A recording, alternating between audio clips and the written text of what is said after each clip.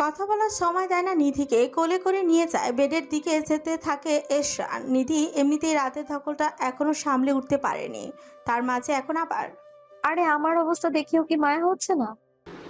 হচ্ছে বলেই তো এভাবে নিয়ে যাচ্ছে। প্লিজ, আমি এখন আর পারবো না, তাকে দেখুন আমি মরেই যাব। তার জন্যই তো এত আদর করছে। লাগবে না, আমি ওসব করতে পারবো না জমিদার সাহেব। করতে হবে না, তুমি শুধু রিল্যাক্সে হারান দিয়ে শুয়ে থাকবা। যা করার আমিই করব।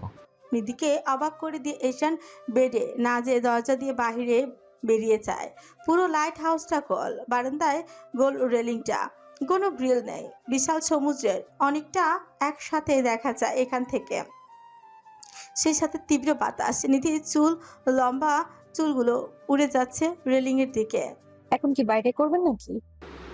না, এটার জন্য অ্যারেঞ্জমেন্ট করাই আছে। না, আমি করবো না, নামান আমায়। হাত পা ছোড়াছুড়ি করে নিধি। এশান এবার বারান্দার বাহিরে নিধিকে ধরে। বৌরানি, বাড়াবাড়ি করলে আই সোয়ার এখান থেকে তোমায় ফেলে দেবো। নিজে কিন্তু বানিয়েও নিজে পড়েই বেঁচে যাবে। নিধি কিছুটা ঝুঁকে নিচের দিকে তাকায়। বাবা গো, কি বিশাল উঁচুতে সে! পড়ে গেলে হাড্ডি একটাও থাকবে না সত্যি। আর এই পাগলকে কোনো বিশ্বাস নেই। কি জানি আবার কখন তার মাথা তার কেটে যায়, ফেলে দিলেও দিতে পারে তাকে। না না, ভেতরে নিন, পড়ে যাবে তো। তাহলে আর তেরামো করবা? কুসমিন কালেও না। চোখ বন্ধ করে উত্তর দেয়। বাতাসে নিধি চুলগুলো চোখের সামনে আসে। ভীতু বউচাকে বজ্র মনে ধরে এশরানের। গুড। ফিচেল হাসে এশরা। নিধিকে নিয়ে একটা রুমে চলে আসে।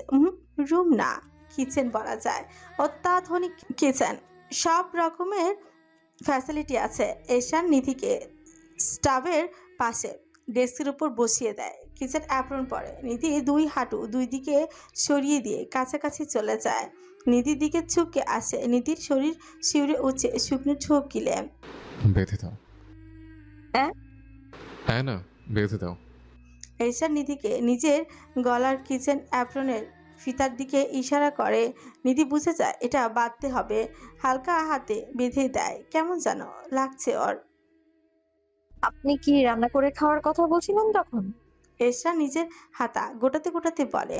অফকোর্স। ও, তুমি কি ভেবেছিলে হার্ট তোমাকে খাওয়ার কথা বলেছে?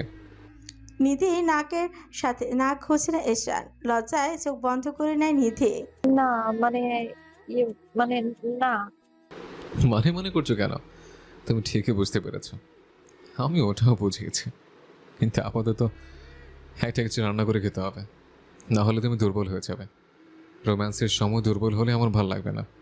সরে আসে এশরান। হাফ ছেড়ে বাঁচে নিধি। ওর দিকে তাকায় আর তাকায় না এশরান। ফ্রিজ থেকে খুলে চিকেন বের করে আনে আর একটা আপেলও আনে। একটা কামড় দিয়ে মুখ বিষিয়ে দেয়। আঙুলের ওপরে আপেলটি খুঁড়িয়ে খুঁড়িয়ে বলে। রুহুলকে এবার সত্যি সত্যি ফায়ার করে দেব। কিসব 2 নম্বর জিনিস আনে। ইয়া।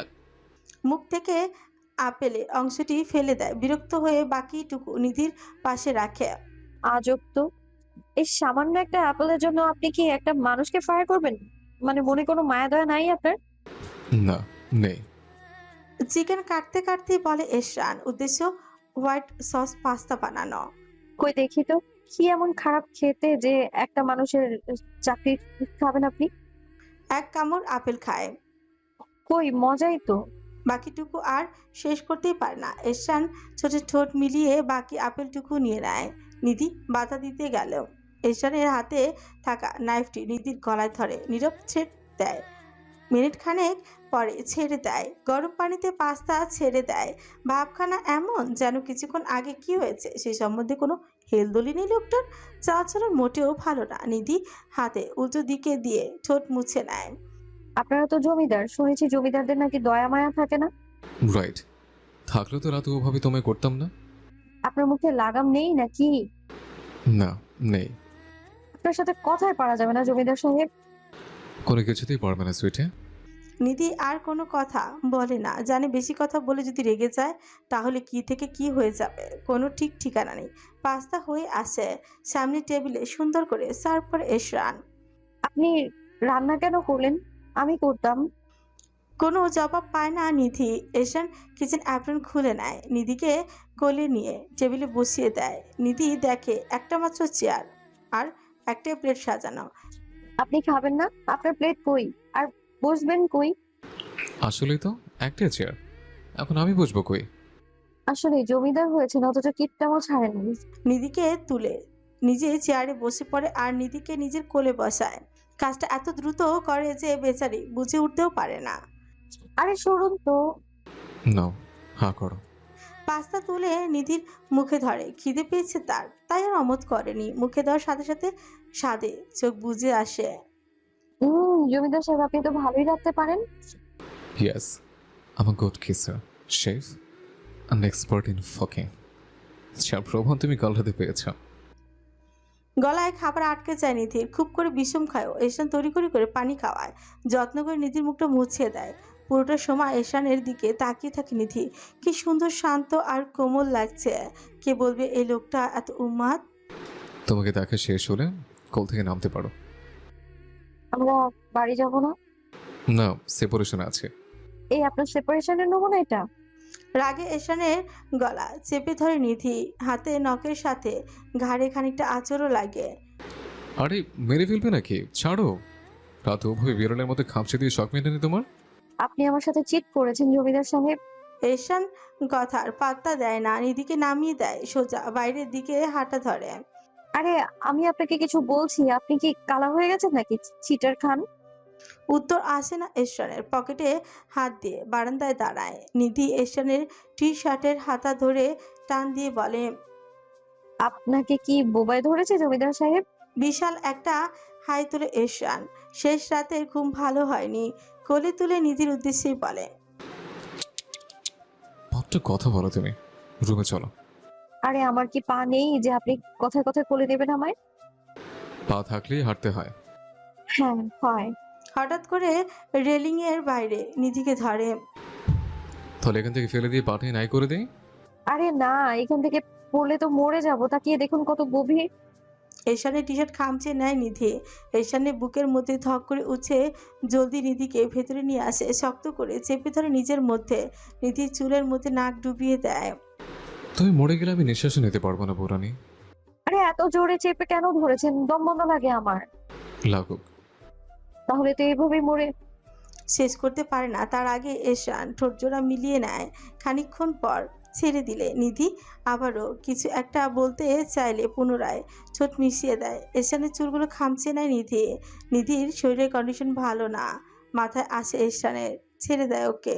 তাকিয়ে দেখে নিজের প্রেয়সীকে। চুলগুলো মুখের সামনে আসছে। গোলাপি ঠোঁটজোড়া তিত্তির করে কাঁপছে। এতক্ষণ দম বন্ধ করে আসছিল নিধির। ছাড়া পেয়ে জোরে জোরে নিঃশ্বাস নিতে থাকে। নিধি বুকের কম্পন এশানকে আরো ভালো থাকতেই দিল না। রেলিংয়ে ধরে নিজেকে চেপে ধরে নিধির সাথে। এশানের ভাব ভঙ্গিমা ভালো লাগছে না নিধির। না জমিদার সাহেব, এখন না। নিধি এশানকে মানা করতে করতে মাথা আরো কিছু পেছাতে থাকে। এশানের পুরুষের নিঃশ্বাস গভীর থেকে গভীরতর হতে থাকে। নিধির দিকে এগোতেই থাকে। শেষে নিধির মাথা বাইরে দিয়ে দিলেও রক্ষা হয় না। এশান ওর গাল দুটো আলতো করে ধরে। নিধির ঠোঁটে আবারও ঠোঁট মিলিয়ে দেয়। সমুদ্রের ঠান্ডা হাওয়া ছুঁয়ে যায় ওদের। খানিক পর ছেড়ে দিয়ে পাজা কোলে নিয়ে আসে রুমে। আলতো করে বিছানায় বসিয়ে দেয়। নিধির বুকের থুকপুক এখনো আছে। হাত কাঁপছে ওর। এশানেকে এইরকম অসভ্য রূপে চাইছে না। আবার কাছে এলেও নিধি না করতে পারবে না। হয়তো মন থেকে আবারও মানতে শুরু করেছে নিধি। হাঁটু গেড়ে বসে নিধির সামনে চাতক পাখির ন্যায় তাকিয়ে থাকে বইয়ের পানে। ওভাবে তাকাবেন না জমিদার সাহেব। চোখ বন্ধ করে নেয় নিধি। এশানকে কেমন জানি লাগছে ওর। হয়তো কাছে পেতে চাইছে তার নষ্ট জমিদারকে। চোখ খোলো না বুড়ানি। কেন? নিষেধ করেছি তাই। একদম কথার বাইরে যাবে না। নিধিও আর কথা বাড়ালো না। কথা মতো চুপ করে চোখ বন্ধ করে রাখে। হাতে কিছু একটা পরিয়ে দিয়ে গভীর চুমু খেয়ে নেয় এরশান। নিধি ভাবে, কি এটা? ব্রেসলেট হবে হয়তো। Open your legs. চোখ খুলে হাতের দিকে তাকায় নিধি। চকচকে কিছু একটা। কি আর হবে, ডায়মন্ডই তো, কিন্তু এটা আসলে অনেক বেশি সুন্দর আর উজ্জ্বল। এটা নাম কি জানো বুড়ানি? ডায়মন্ডই হবে। ফিচাল হাসে এশরা। নিধির আঙ্গুলে গুলো নিজের আঙুলে ভাঁজে নেয়। কিছুক্ষণ সে ব্রেসলাইটের দিকে তাকিয়ে থাকে, আবার বলতে শুরু করে, এটা তোমার মোহরানা। এটার নাম কোহিনূর হীরা। কোহিনূর? আরে এটা তো অনেক দামি, পুরো ওয়ার্ল্ডে এক পিসই আছে। হুম, ঠিক আমার মতো। আপনার মতো? ইয়েস, পুরো পৃথিবীতে আমি এক পেসে আছি। আর এটা যেদিন বুঝবে সেদিন আমার চাইতেও বড় সাইকো হয়ে যাবে, প্রমিস। হ্যাঁ, আপনার মতো এক পিসি মানুষের যা হাল করে, আরো কার্বন কপি থাকলে তো আমার মতো বহু নিধির ইজ্জতের দফারফা হয়ে যেত। তোমার হয়েছে কি ইজ্জতের দফা রফা? হয়েছে তো? কবে? কি করলো এটা? কোন ছেলের এত বড় সাহস? আব্বে আপনি শালাই এটা করেছেন বেয়াদব লোক। আমি? কবে? কখন? কোথায়? ভাবলেসিন হয়ে বলে এরশান। ফলে নিধির রাগে চোখ ছোট হয়ে আসে। কেন আপনার মনে নেই সেদিন স্টাডি রুমে? কি? স্টাডি রুমে? নাটক বাদ দিন নষ্ট লোক। আপনি যে সেদিন স্টাডি রুমে দাদিজান, হিমি, ঘোষ বাবু সবার সামনে ওভাবে করলেন, সব ভুলে গিয়েছেন আপনি? এতে সবার সামনে আমার ইজ্জতের দফারফা করেননি আপনি? কবে? মনে পড়ছে না। এরশানের এই নাটক আর নিধি নিতে পারে না। আস্ত গিরগিটি একটা নিজেই এবার এরশানের চুল ধরে। আপনি আমার সাথে ফাজলামো করছেন তাই না? এরশান নিধি আকস্মিক আক্রমণ সামলাতে পারে না, বিছানায় ঢলে পড়ে। আরে অসভ্যতামি করছে কেন বুঝটা? বড় চুল কেউ ধরে? কেউ না ধরলেও আমি ধরি, সেই তখন থেকে ফাজলামো করছেন। ধস্তাধস্তির এ পর্যায়ে এরশানের কোমরের উপর উঠেই যায়। এরশান নিধির হাত ছাড়াতে গেলে কোমর দুলিয়ে ওঠে নিধি কিছু একটার হঠাৎ উপস্থিতি পেয়ে থেমে যায়। চোখ বড় বড় হয়ে আসে ওর। চুল ছেড়ে দিয়ে নামতে চাইলে এরশান কোমর ওখানেই চেপে ধরে। ছোট জমিদার জেগে গিয়েছে বৌরানি। আমার কোনো দোষ নেই। তুমি জাগিয়েছি, এবার তুমি সামলাও।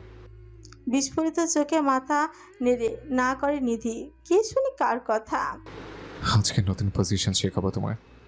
আমি কন্ট্রোল করতে চেয়েছিলাম, বাট পারিনি। বেশি ব্যথা বলে সামনে নিও যান। ওপর থেকে সরে যেতে নেয় নিধি, কিন্তু এরশান চেপে ধরে। চিন্তিত চোখে বলে, মনে হয় তুমি এটা পারবে না। ঠিক ধরেছেন, এইসব পজিশন আমি পারি না, ছাড়ুন আমায়। তাহলে অন্য পজিশন ট্রাই করে। কি সমস্যা আপনার? আপনি এত সব পজিশন জানেন কি করে? উফ, আগে বলেছিলাম বড্ড কথা বলো তুমি। আসো, আজকে বাটারফ্লাই পজিশন ট্রাই করি। নিধিকে নামিয়ে নেয় এরশান, বিছানার সাথে চেপে নেয়। চোখ পিটপিট করে তাকায় নিধি। বাটারফ্লাই মানে তো প্রজাপতি, এটা কি দিয়ে কি করবেন? প্রজাপতি? হুম, দেখাচ্ছি কি করি। এরশান আবারও নিধির জামা খুলতে যায়, বিরক্ত হয়ে বলে, এইসব ড্রেস আর পরবো না। প্রতিবার ড্রেস খুলতে খুলতে ভালো লাগে না, আর ড্রেস না পরে থাকো। চুপ করেন, আমি কিন্তু আর পারছি না। এরশান পজিশন ঠিক করে নিয়ে নিধিকে শুয়ে দেয়। শ্শ্, আমি অনেক পারি। নিধির গলা চেপে ধরে নিজের অস্তিত্ব নিধির মাঝে বিলিয়ে দেয়। চোখ খিচে নেয় নিধি। ও, ব্যথা লাগে তো। আমার আরাম লাগে। আহ, বেশ কিছুক্ষণ মুভ করে এরশান, কিন্তু একটা সময় গতি বেড়ে গেলে পালঙ্কের পাটাতন সেটা সামলাতেই পারে না। হালকা চির ধরা পাটাতন এবার ধাক্কা সামলাতে না পেরে মাঝ বরাবর ভেঙে যায়। আকস্মিকভাবে থাপ্পাস করে পড়ে যেতেই এরশান নিধির মাথা নিজের বুকের মাঝে চেপে ধরে। আতঙ্কে এরশানের বুকের মাঝে গুটিসুটি মেরে জড়িয়ে ধরে নিধি। ব্যাপারটা কি ঘটলো শুরুতে ওরা দুজন ঠাউর করতেই পারেনি, কিন্তু একটু পরেই বোঝা যায় পালঙ্ক ভেঙে গিয়েছে। কিন্তু নিধি এখনো ভয় আছে। এরশান নিজেরকে কন্ট্রোল করে ঠিক হয়ে নিধিকে বুকের মধ্যে আলতো করে জড়িয়ে নাড়িয়ে বলে, ভয় পেও না, আমি আছি, ডোন্ট ওয়ারি।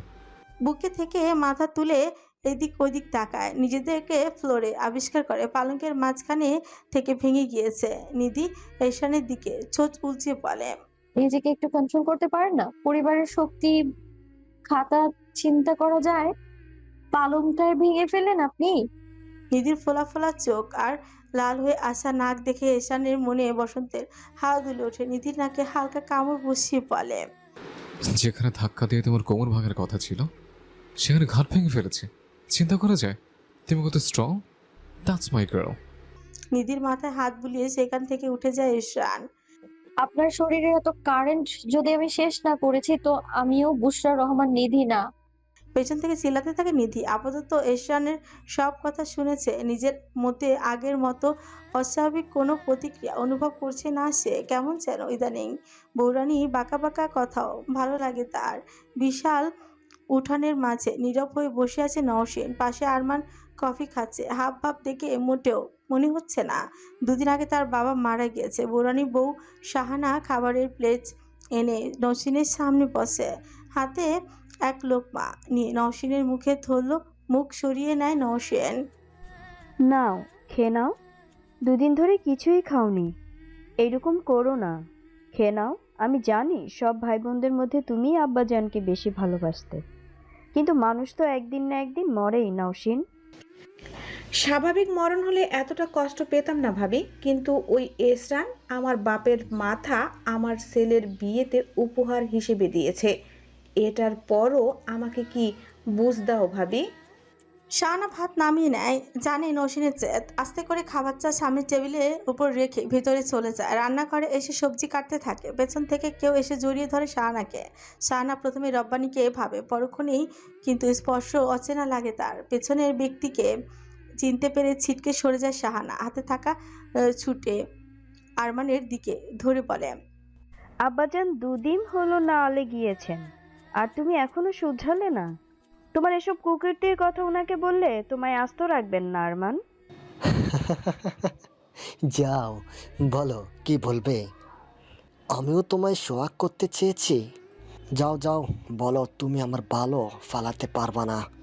ভাইজান তো সুখ দিতে পারে না, অনেক মজা তুমিও নাও আমিও নিই। ঘৃণায় গা রিরি করে আসে শাহানার। সম্পর্কে আমি তোমার ভাবি হই, আর ভাবিরা সবসময় মায়ের সমতুল্য। মাঝে মাঝে ভাবিদের প্রেমিকাও হতে হয়, হবে নাকি রাতের প্রেমিকা? শাহানা আর গলা দিয়ে কথা আসে না। এখানে দাঁড়ালে রুচির মৃত্যু হবে তা নিশ্চিত সে। সোজা চলে যায় নিজের কামরায়। রাগে গা ফুসফুস করছে। এ বাড়িতে টাকা পয়সা গহনা সব পেয়েছে সে, কিন্তু সম্মানটা আর পাওয়া হয়নি তার। দপ করেই আরাম কেদারে বসে পড়ে। শাড়ির আঁচল ঝুলছে এক থোকা চাবি।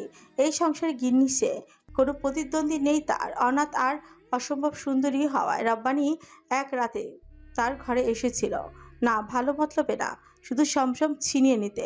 পরে আশেপাশে মানুষ যখন বুঝে যায় রব্বানী তার ঘর ঢুকেছে, তখনই গ্রামবাসী রব্বানীকে ধরে বেঁধে নিয়ে আসে এ বাড়িতে। বেলতলি গ্রামের আগন্তদের এক প্রভাব প্রতিপত্তি আছে, মান সম্মানও আছে, কিন্তু সবার সামনে আড়ালে কে তাদের সম্মান করে না কেউ। বড় ছেলের এমন কুকৃতি দেখে প্রকাশ্যে গ্রামবাসীর সামনে ছোট হওয়ার উপক্রম হয় গিয়াসের। তাই অনিচ্ছা সত্ত্বেও রব্বানীর সাথে তার বিয়ে দিয়ে দেয় গিয়াস। সারাদিন কি শুধু শুয়ে বসে থাকিস তুই? পেছন থেকে রব্বানী কর্কশ স্বরে চমকে ওঠে শাহানা।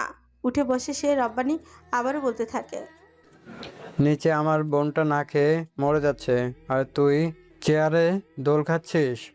নবাবের বেটি হয়েছিস নটি। ওকে আমি খেতে দিয়েছিলাম, কিন্তু সে খায়নি, এইটা কি আমার দোষ? না, বেশ্যামাগি আমার কপালের দোষ। ওই দিন রাইতে তোর ঘরে না গেলে ওই পোড়া মুখ আর জীবনে দেখতে হইতো না। দ্বিতীয়বারের মতো মুখ খারাপ শুনে তেতে যায় শাহানা। আপনার ভাষা আপনাগো চরিত্রের মতোই নষ্ট। আমার ঘরে গেছিলেন তো আকাম কুকাম করার জন্য, ভালো উদ্দেশ্যে গেছেন? তুই তো বেশ্যাবাড়ি খুলে নিচ্ছিলি, না হলে এত রূপ কে তোর? শাহানার চুলের মুঠি চেপে ধরে রব্বানী হাত ঝাড়া দিয়ে চুল ছাড়িয়ে নেয় শাহানা। কা পুরুষ ঘরের বউর সাথে কেমন ব্যবহার করা লাগে এটাও জানেন না? এর জন্যই তো আপনার ছোট ভাই অমন লুচ্চা হয়েছে, রান্নাঘরে গিয়া ভাবিরে কুকর্মের প্রস্তাব দেয়। রব্বানী এবার শাহানার গলা চেপে ধরে বলে, বাজারে একখান চকচকায় ইলিশ দেখলাম, ইলিশের একখান চাকা খাইবার যাইয়া মাশাল্লাহ পুরো মাছটাই গলায় ঝুলাইয়া দিল। বাড়িতে আইসা দেখি ইলিশের পেট পচা। বন্দা তুই, আজ পর্যন্ত একটা পোলাপান জন্ম দিবার পারস নাই, আবার বড় বড় কথা কস। মা তোর দিক যে আরমান চাইছে, তাই তোর ভাগ্য। আমি যে বন্ধা আপনি কেমনে জানলেন? কোনোদিন ডাক্তার বাড়ি নিছেন? জানবার দিছেন সমস্যা কার, আমার না আপনার?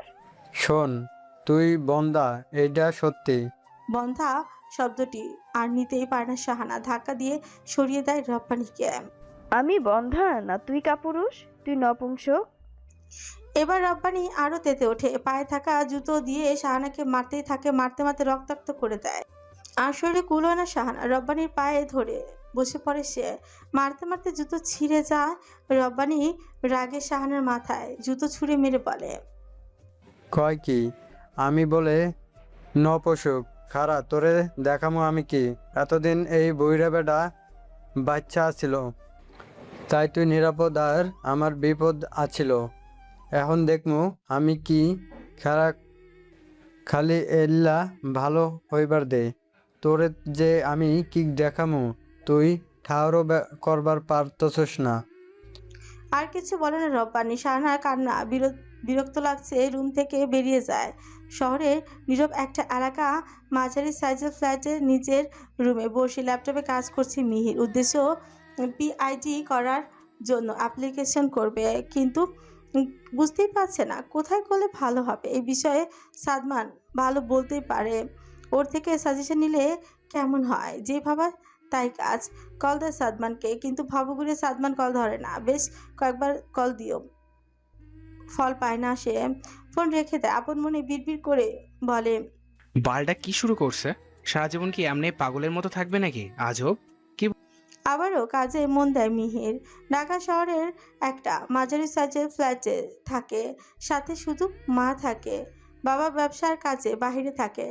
1 মাস পর পর দেখা করতে আসে। মাকে নিয়ে ছোট্ট একটা পৃথিবী তার। সাথে যোগ হয়েছে 4টা বন্ধু, না ঠিক বন্ধু না, কলিজার টুকরো ওরা। হঠাৎই হুড় করে রুমে ঢুকে পড়ে সোহাগ আর সাদমান। সোহাগ আতঙ্কে বলে উঠছে, সি মিহির, তুই এত স্বার্থপর হলি কেমন করে? বিপদে বন্ধুর হাত ছেড়ে দিলি? বলছিস তোরা? আমি বুঝতে পারছি না। মিহির দোস্তিতে। বাকিটা শেষ করতে পারে না সোহাগ। কাঁদো কাঁদো হয়ে সাদমানের কাঁধে ঢলে পড়ে। মিহিরের মাথায় আসে ইতির কন্ডিশন। ডক্টর বলেছে যে কোনো সময় যে কোনো কিছু হতে পারে ওর। কিছুটা উদ্বেগ আর আতঙ্ক নিয়ে মিহির বলে, কি হয়েছে আমার ইতির? তোরা এরকম করছিস কেন? সত্যি করে বল, ইতি কই? সরি দোস্ত, শুনতে খারাপ লাগলো, এটাই সত্যি। ইতি আর বেশি দিন আমাদের মধ্যে নেই। এবার মিহির সত্যি সত্যি কান্নাই করে দেয়। বন্ধু বান্ধবদের মধ্যে সবচেয়ে নরম আর কোমল স্বভাবের ব্যক্তিত্ব মিহিরের। কোনো প্রকার ঝামেলা আর তার ভালো লাগে না, আর খুব তাড়াতাড়ি ইমোশনাল হয়ে যায় সে। সোহাগের কলার ধরে বলে, কি হয়েছে ওর? কখন হলো? আমাকে আগে কেন জানাসনি? হঠাৎ করে হয়ে গিয়েছে মিহির দোস্ত। সাদমান ওর কাছে হাত রেখে কথাটা বলে। মিহিরের এবার সোহাগকে ছেড়ে সাদমানকে চল লাগিয়ে দেয়। ওদের চিল্লাপালা শুনে মিহিরের মা মাইশা জাহান ছুটে এসে রুমে শান্তশিষ্ট ছেলেকে এরকম উগ্র হতে দেখে হতভম্ব হয়ে যায় সে। কি হয়েছে মিহির বাবা? সাদমানকে মারছিস কেন? মা, ওর জন্য আমাদের ইতি আর বেশি দিন আমাদের মধ্যে থাকবে না। ইতি ওকে বছরের পর বছর ভালোবেসেছিল, কিন্তু এই অমানুষটা তার কোনো মূল্যই দিল না। শেষে কিনা একটা অ্যাক্সিডেন্টের কারণে ইতি সোহাগকে বিয়ে করতে বাধ্য হয়েছে। সাদমানকে হারানোর যন্ত্রণায় মিনি হার্ট অ্যাটাক করেছে মেয়েটা। ওই শালা, তুই কি মানুষ? ছেড়ে দে মিহির, সাদমানের কি দোষ? চুপ। সব শালারাই বেইমান, সব শালারাই আহম্বক। সারাজীবন এক একটা লুজারকে ফ্রেন্ড বানাইছি আমি। তোরা থাক, আমি ইতির কাছে গেলাম। এই মা, তুমি যাবা তোমার মেয়ের কাছে? গেলে চলো, আমি গাড়ি বের করছি। মায়ের উদ্দেশ্যে এই কথা বলে সোজা চলে যায় মিহির। ছাড়া পেয়ে সাদমান মিহির চলে যাওয়ার সাথে সাথে ওরা একজন আরেকজনকে দিয়ে তাকায়। মিহির সাদমানের গলা অনেক জোরেই চেপে ধরেছিল। গলা কাট কাট কাট আসে ওর। মিহিরের মায়ের দিকে তাকিয়ে বলে, আন্টি এক গ্লাস পানি হবে? হ্যাঁ হ্যাঁ হবে বাবা, বস আমি আনছি। মায়েশা চলে যেতে শখ ফিক করে হেসে ওঠে। এবার সাদমান সোহাগের গলা চেপে ধরে বলে, এই শালা, তো নাটকের চক্করে আমি মরেই যেতাম আজ। আরে ভাই থাম থাম, আমার কি দোষ? দোস্ত মানে নাটকটা একটু বলছিস, এখন নিজের দোষ খুঁজছিস শালা। অন্ধকার গ্যারেজের ভেতর থেকে গাড়ি বের করতে যে মিহির, কিন্তু গাড়ি স্টার্ট দিচ্ছে না। বেশ কয়েকবার চেষ্টা করার পরও কাজ হচ্ছে না। শেষে বিরক্ত হয়ে গাড়ি থেকে নামে। গাড়ির চাকায় একটা কিক মেরে চলে আসে। এবার উবার খুঁজতে থাকে সে। ফোন স্ক্রল করতে করতে রাস্তায় দাঁড়ায়। Congratulation mister Mihir Hasan, here is your gift. Phone থেকে মাথা তুলে সামনের দিকে তাকায়। হলুদ ড্রেস পরে সামনে হাস্যজ্জ্বল ইতির মুখ দেখে। চোখের সামনে একটা চাবি ধরা। ইতি ঠিক আছে, নিজের আবেগ আর ধরে রাখতে পারে না, ইতিকে জড়িয়ে ধরে। ইতি, বোন আমার, সোনা বোনু, তোর কি হয়েছিল? আরে আমার কিছু হয়নি। মিহির ইতিকে সামনে দাঁড় করিয়ে খুঁটিয়ে খুঁটিয়ে মাথা থেকে পা পর্যন্ত দেখে। মিহির তাই তো, কিছুই হয়নি। তাহলে ওখানে উপরে ওরা যে আরে দোস্ত, ওটা প্রাঙ্ক ছিল। প্রাঙ্ক?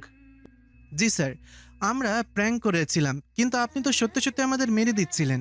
এইসবের মানে কি? তোরা জানতি না আমি ইতিকে বোন মানি? জানি তো, আর এ তো তোকে ভাই মানে স্যার।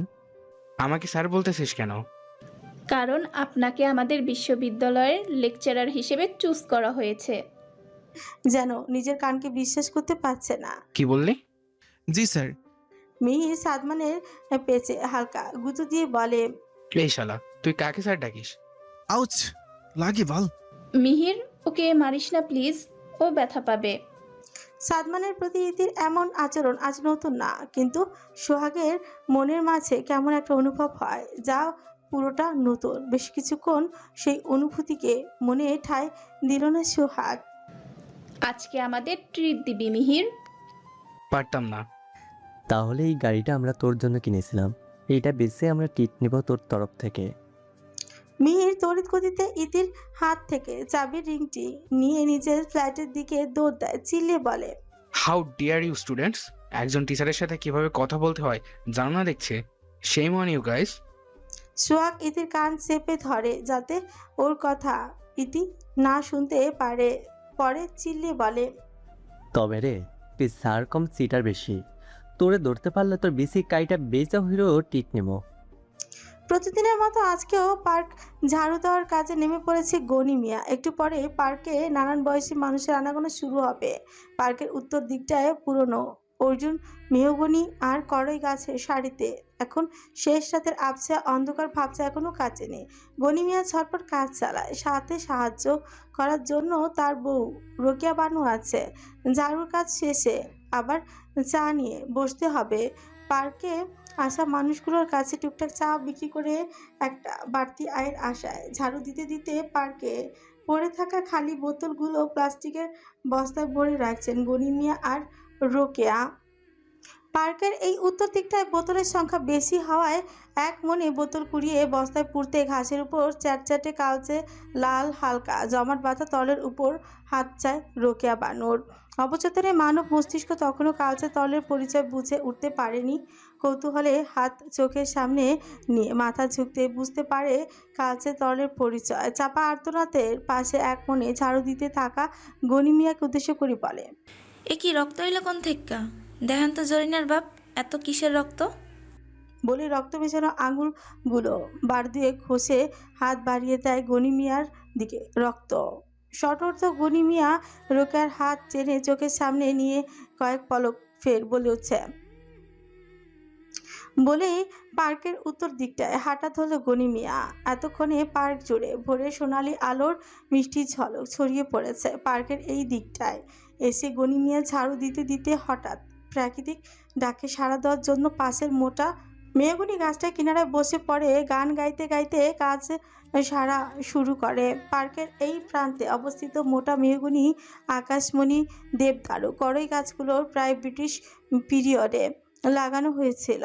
উচ্চতা তাও 100 ফুটের কাছাকাছি। গাছগুলো যেমন লম্বা তেমনি মোচা। গাছগুলো যেন কালের সাক্ষী হয়ে শহরের মাঝে দাঁড়িয়ে আছে নিজের প্রকৃত কাজ সারতে সারতে।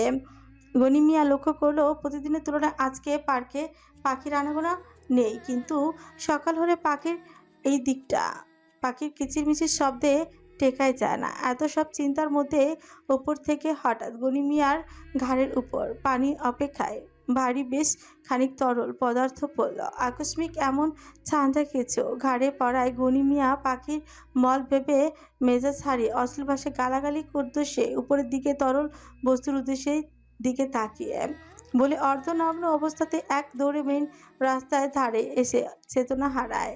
বেলা প্রায় 8টা ছুঁচে। সূর্য মামা এতক্ষণে ধরনীর বুকে নিজে উপস্থিত জানান দিচ্ছে। সেই সাথে পার্কে জনসমাগমের ভিড় বেড়েছে। প্রতিদিনের তুলনায় আজ পার্কে বেশ ভিড়।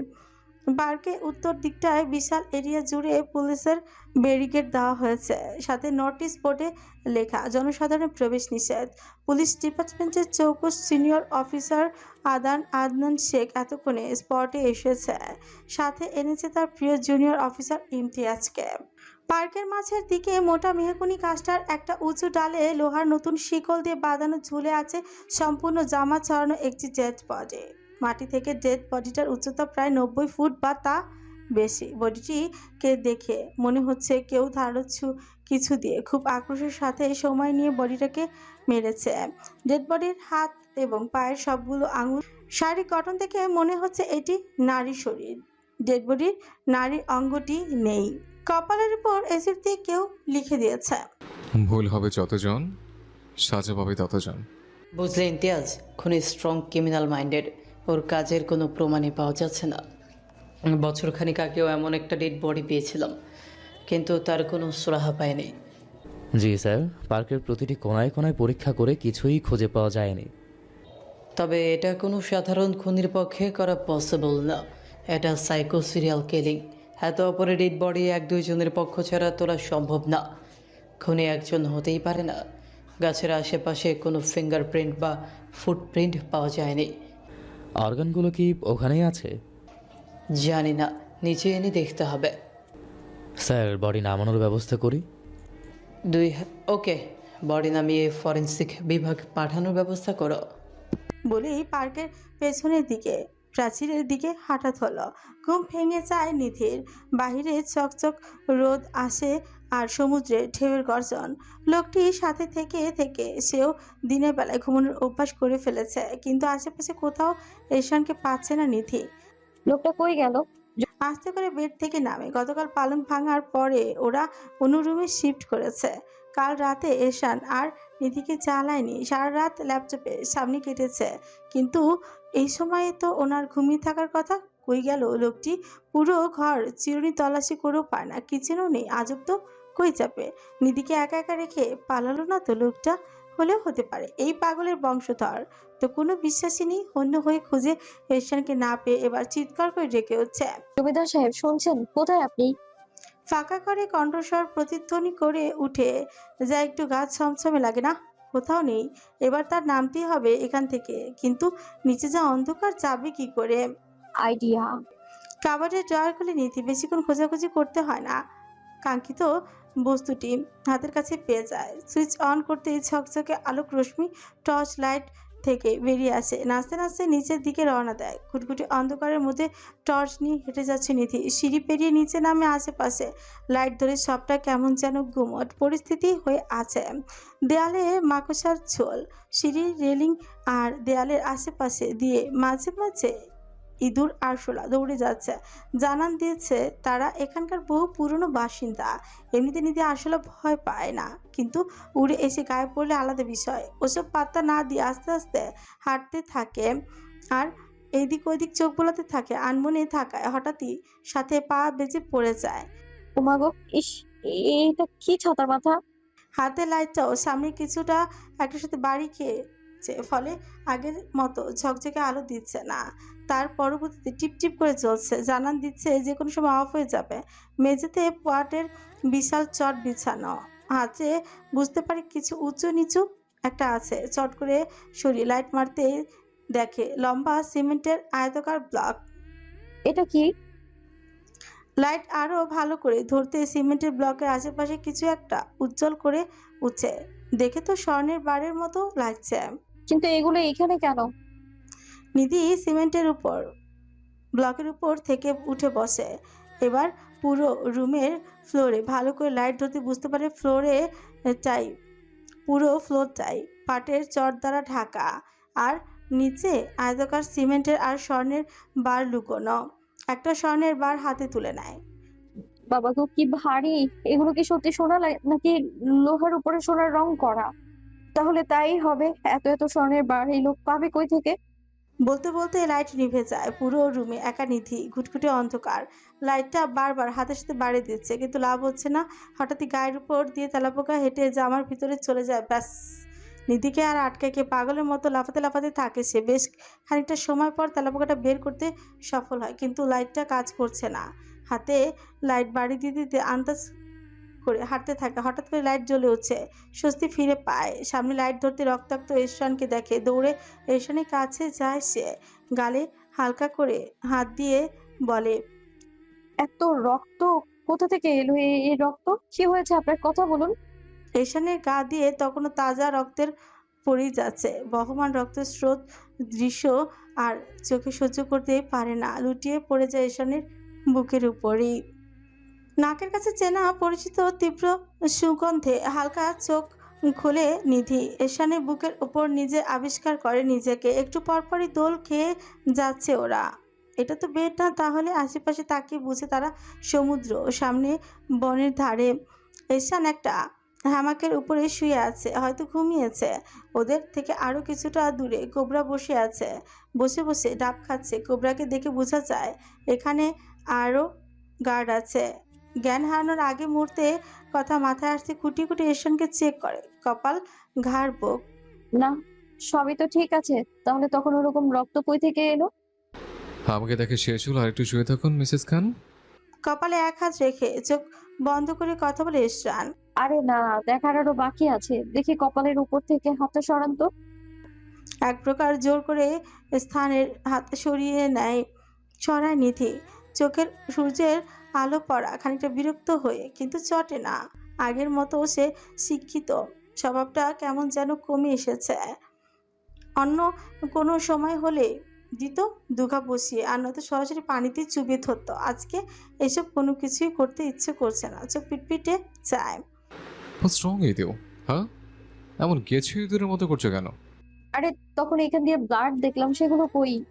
না, আপনাকে দেখে সুস্থই তো মনে হচ্ছে। তাহলে আরো কিছুটা নড়ে চড়ে এখানে বুক খুঁটিয়ে খুঁটিয়ে দেখে নিধি। ঘুম থেকে উঠে কি তোমার সেন্স আলে গিয়েছে? ব্লাড কই পাও তুমি? না না, আমি 100% শিওর আপনার শরীর থেকে ব্লাড গড়তে দেখেছি আমি। ঘুমিয়ে কি নাকি স্বপ্ন দেখেছো? তার এফেক্ট এসে বাস্তবে পড়েছে। চুপচাপ ঘুমাও, আমার এখনো ঘুম পূর্ণ হয়নি। অপমানিত হয় নিধি। সে কি এতটা বাচ্চা নাকি? ঘুম আর বাস্তবে পার্থক্য বুঝবে না? রেশনের কলার ধরে টান দেয় নিধি, ফলে হ্যামাকটা আরো একটু জোরে দুলে উঠছে। রেশন খপ করে হাত চেপে ধরে। ইদানিং তোমার সাহস বেড়ে গেছে, তাই না? কলিজায় পানি শুকিয়ে যায় ওর, হাত ছোটাতে চেয়েও পারে না। শুকনো চোখ গেলে মিনমিনিয়ে বলে, আপনি আমাকে ইনসাল্ট কেন করলেন? আপনি বলছেন আমি নাকি স্বপ্ন দেখেছি।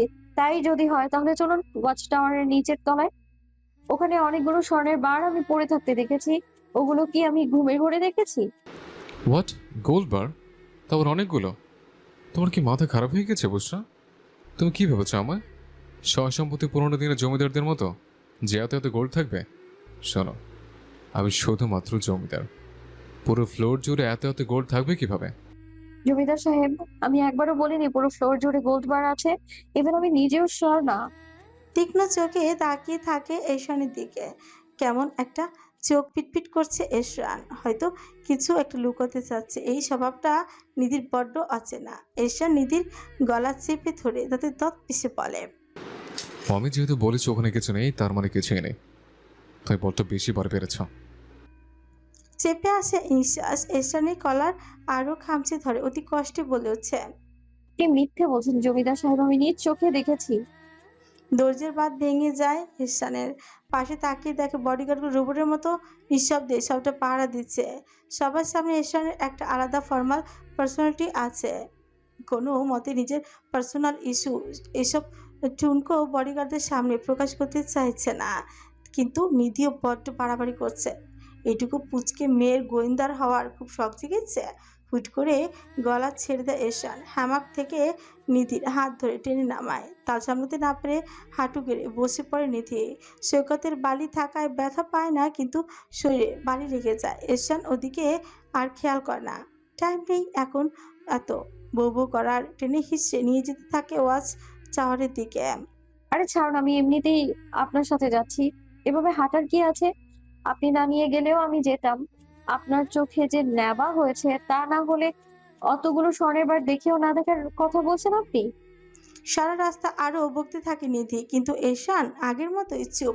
ততক্ষণে ওয়াচ টাওয়ারের কাছে এসেছে। প্রবেশ পথের সামনে গার্ড দাঁড় করানো। সেদিন যখন নিধি পালাচ্ছিল তখন এরা ছিল না। কবে এলো তাও জানে না সে। এশানকে আসতে দেখে গার্ড দরজা খুলে দিল। ভেতরে ঘুটঘুটে অন্ধকার, শুধু এশানের রাগে ফেটে পড়া নিঃশ্বাসের আওয়াজে শুনতে পাচ্ছে নিধি। এশানও হাত ছেড়ে দিয়ে কই যে গেল। এখানে আগের বার অনেক তেলাপোকা দেখেছে সে, একটা তো তার গায়ে উঠেছে, সেটা মনে পড়ে যায়। চিৎকার করতে যাবে তার আগে পুরো রুমে জুড়ে ঝকঝকে আলো জ্বলে ওঠে। হাঁ করে চিৎকার করতে গিয়েও থেমে যায়। কোথায় সেই ঝুল ধরানো দেওয়াল, আর কোথায় সেই চোটে বিছানো এবড়ো থেবড়ো মেঝে। ভ্যাবসা গন্ধটাও তো আর নেই, তার বদলে রয়েছে সুন্দর কারুকাজ করা রেড কার্পেট। আর এখানেই তো ছিল, এই কোথায় গেল? ধুর, দেখুন এই দিকটায় আমি জ্ঞান হারানোর আগে আপনার সামনে দাঁড়িয়েছিলাম, আর আপনার শরীর দিয়ে রক্ত ছিল, হাতে কি যেন একটা ছিল, আপনার মনে পড়ছে না জমিদার সাহেব? রুমের এই দিক থেকে ওই দিক পায়চারি করছে নিধি। সে শতভাগ শিওর। তার স্টেটমেন্ট নিয়ে শক্ত দাঁড়িয়ে থাকা এশানের পানে চেয়ে বলে, আপনি একটা মিথ্যুক। আগে জানতাম আপনি পাগল, এখন দেখি মিথ্যুকও বটে। এশানের ধৈর্যের বাঁধ ভেঙে যায়, গলা চেপে দেয়ালের সাথে আটকায়। আমি যাই হই না কেন, তাতে তোর কি? এত গোয়েন্দা হতে কে বলেছে তোকে? বারবারই করলে মেরে বালি চাপা দিয়ে দেবো, বলে দিলাম। কষ্ট হচ্ছে, শ্বাস নিতে পারছি না আমি। হোক, আরও হোক, কষ্ট হওয়ার জন্যই ধরেছে। আজ আর ছাড়ছি না তোকে, অনেক জ্বালিয়েছিস। এশান হাত দুটো আরো শক্ত করে নিধির চোখ ছোট ছোট করে বলে, আচ্ছা একেবারে ছাড়তে হবে না, একটু ছাড়ুন, নিঃশ্বাসটা নেই, তারপর আবার না হয় ধরবেন। চরম রাগের মাঝে ভাবাচাকা খায় এশান। খানিকটা ঢিলে হয়ে আসে হাতটা। আহারে, ঢিলে করতে বলিনি, একটু ছাড়তে বলেছি। অবাক হয়ে হাত নামিয়ে নেয় এশান। এ কাকে দেখছে সে? নিধি গলা কিছুটা খাকিয়ে নেয়, জোরে জোরে নিঃশ্বাস ফেলে কিছুটা ঠিক হয়ে আবারও এশানের হাত নিজের গলায় ধরে বলে, নিন শুরু করুন। আরে জোরে ধরুন, মজা পাবেন। আহা, এমন বোকার মতো তাকিয়ে লাভ নেই। আপনি যদি ভেবে থাকেন যে আমি সেই আগের দিনগুলোর মতো ছটফট করবো তাহলে ভুল। তো সব পুরনো হয়ে গেছে। এখন আপনি যেমন, আমিও তেমন, যেমন দেবা তেমন দেবী। নিন নিন, শক্ত করে ধরুন। বউ তার উল্টো দিকে হাঁটছে। তা না হলে এমন রাত বিরাতে বদলে গেল কিভাবে? নিধির চোখে কনফিডেন্সের ঝলক।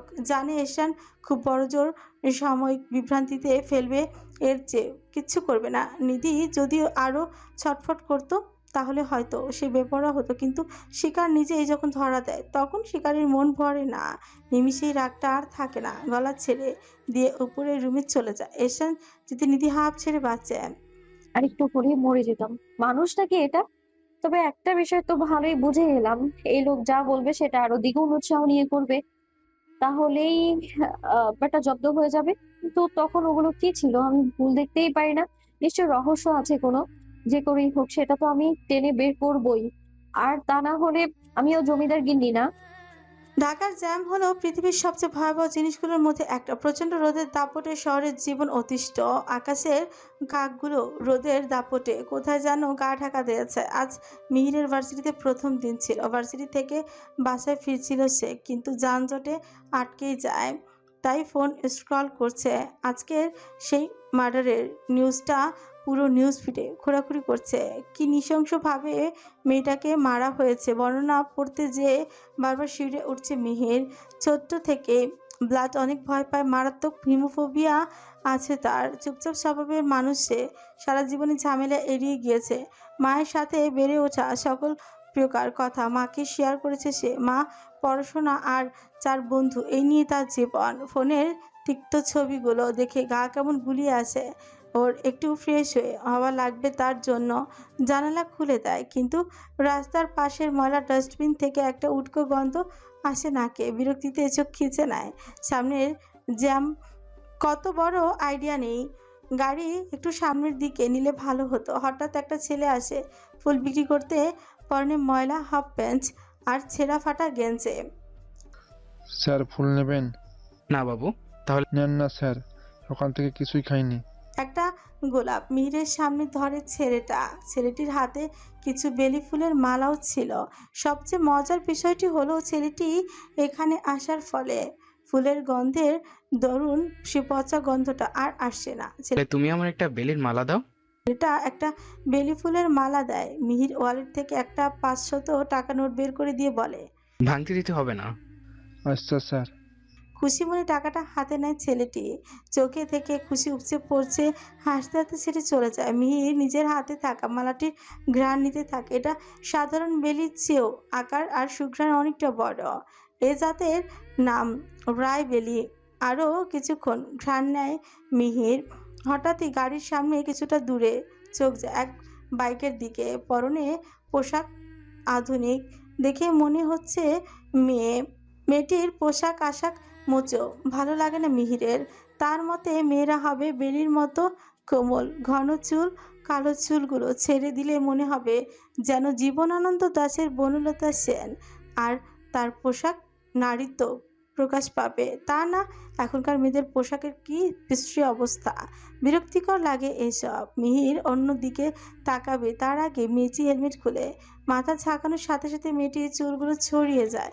হঠাৎ থমকে যায় মিহির। বাতাসে উঠছে মেয়েটির উন্মুক্ত চুল। না, মিহির কল্পনার সেই মেঘ কসরি না, কল্পনার নারীর। কালো ঘন চুলের পরিবর্তে মেয়েটির চুলগুলো ঘাড় পর্যন্ত। তপ্ত রোদে তা থেকে লাল লাল আভা ছড়িয়ে পড়েছে। গ্লোভস পরা হাতে মেয়েটি বারবার চুলগুলো পেছনের দিকে সরিয়ে দিচ্ছে, আর বাতাসে এসে চুলগুলো দুলিয়ে দিয়ে যাচ্ছে। সেই বাতাস মিহিরের হাতে থাকা মালা থেকে তীব্র ফুলের সুবাস নাকে দোলা দিয়ে যাচ্ছে। আনমনে ঠোঁটের কোণে হাসি ফুটে ওঠে মিহিরের। আপা আপনা আপনি বলে হচ্ছে, রায় বেলি। কেমন যেন মেয়েটাকে চেনা চেনা লাগছে, কোথায় যেন দেখেছে সে, কিন্তু মনে করতে পারছে না। সম্মোহনের মতো সেদিকে চেয়ে রয়। হঠাৎই জ্যাম ছেড়ে দেয়। মেয়েটি হেলমেট পরে নেয়। চোখের পলকে আবারও ভিড়ের মাঝে হারিয়ে যায়। তীব্র হর্নের শব্দে ধ্যান ভাঙে মিহিরের। সামনে রাস্তা ফাঁকা, মেয়েটি কই গেল? যাকে এইসব দিয়ে মিহির কি করবে? গাড়ির স্টিয়ারিং ঘুরিয়ে আবারও যাত্রা শুরু করে গন্তব্যের দিকে। সন্ধ্যা হয়ে এসেছে। পুরো পূব দিকের আকাশের লাল আভাটা প্রায় শেষ হতেই চলেছে। সাহানা ভেতর বাড়ির উঠোনের যায়। নৌসিন এখনো ঠায় বসে আছে। আস্তে ধীরে এগিয়ে যায় সাহানা। ভালো করে দেখে নৌসিনের হাতে একটা তসবিহ, কাঁধে হাত রাখা। সাহানা চমকে ঘরে চলো নসীন। উঠছে, কিছুটা নড়ে চড়ে বসে নৌসিন ধীর চোখে তাকায় সাহানার দিকে। তোমাকে ভাইজান আবার মারছে? সায় আঁচলে মুখ লুকায় সাহানা। না মানে মনটা রাগী তো তাই। হাসে নওশিন। ভাইদের স্বভাব সে জানে। অন্য কোনো সময় হলে এ নিয়ে বৈঠক বসাতো সে, কিন্তু এখন আর সেই ধৈর্য নেই। মাগরিবের আজান দিল যে, চলো। ভাবি একটা কথা বলি। বলো। খান বাহাদুর সেদিন আব্বার মাথা দিয়ে গেল, শরীরটা তো দিল না। সাহানা নির্বাক হয়ে নওশিনের দিকে চেয়ে রয়। এসবের উত্তর নেই ওর কাছে, তবে এটা বুঝেছে আর ভাইদের তুলনায় নওশিন গিয়াস অনেক ভালোবাসত। কি দাপটি মেয়ে, আজ কতটা নুয়ে পড়েছে। কেউ আর কথা বললো না। চারপাশে শুধু ঝিঝি পোকার ডাক শুনতে পায়। নওশিন আস্তে করে উঠে যায়। অজু তার করাই ছিল, শুধু নামাজটা সেরে নেয়। নামাজটা পড়ে নিচতলায় ড্রয়িং রুমে বসে বাবার সাথে চেয়ারটাতে। বয়সের ছাপ পড়ে গিয়েছে মাথায়, কাঁচা পাকা চুল। হুট করেই কোথা থেকে যেন আরমান হাজির হয়। বোনকে বা বসে থাকতে দেখে কিছুটা বিরক্ত হয়, ফিউ কুচকায়, কিন্তু প্রকাশের সাহস পায় না। আদৌ বোঝা চোখে তাকায় নওশিন। আমার পাশে বস। আরমানও বসে পড়ে। ভাইজান আর তোর সাথে কিছু জরুরি কথা ছিল। ভাইজান আসলে বলবে? তখনও বলবো, তার আগে তোর সাথে বলে নেই। বলো আপা। তোদের চোখের সামনে এহসান খান আব্বাজানের কাটা মাথা দিয়ে গেল, তোরা কিছুই করতে পারলি না। আরমান কিছু বলতে যাবে, তার আগে নওশিন তর্জনী উঠিয়ে থামিয়ে দেয়। ওটা না হয় বাদ দিলাম, তারপর আব্বার বাকি শরীরের খোঁজ নিয়েছিস? মানে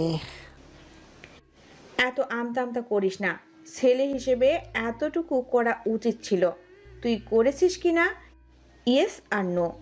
আপা আমি খোঁজ নিয়েছি, কিন্তু লাভ হয় নাই। রাগে গজরাতে গজরাতে চেয়ার ছেড়ে উঠে দাঁড়ায় নওশিন।